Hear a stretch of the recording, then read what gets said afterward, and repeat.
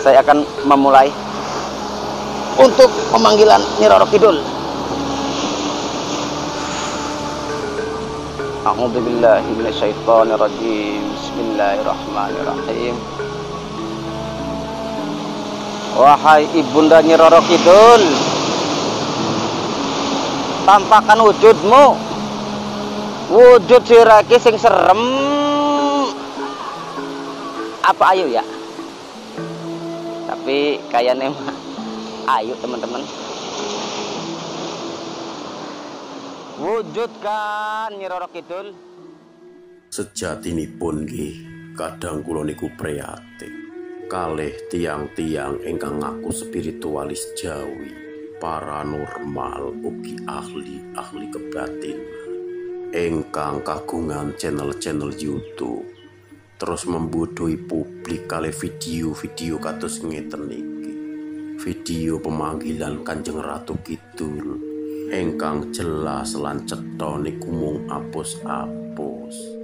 Kanjeng Eyang Ratu Kidul niku ratu saking alam kajiman ingkang dipilih lan diciptakake kalian Gusti Allah kagem njaga selarase manungsa lan alam. Ingkang khususipun wonten segara kidul lan nuswantara umumipun, ingkang adat istiadat lan filosofinipun tasih dicepeng, diuri-uri, ugi dijaga kelestarianipun kalian para pinisepuh, sedulur kraton, masyarakat, abdi dalem, ugi Kanjeng Sultan piyambak. Saran kula kagem panjenengan ndamel konten niku mbok jing sae-sae mawon, ampun nyesatke lan mbuduhi masyarakat ingkang awam. Ora ana jagat papat kiblat limo pancen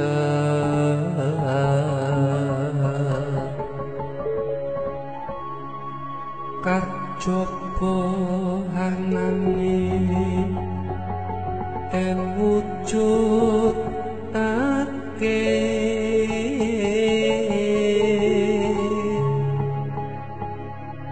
Gusti Jati Pangeran tunggal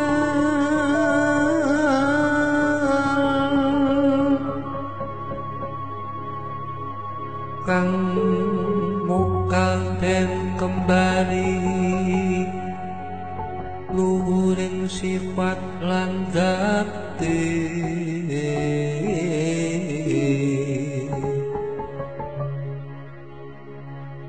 minangka panguwasa roh lan raganira kang ngreksa jiwa lan ati nira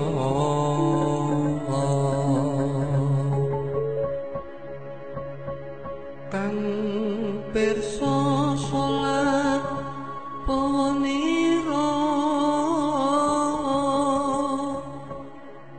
kang wajib den sekseni kasampun nane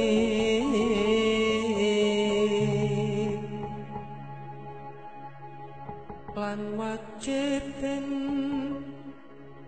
sembatani apa wae kang dadi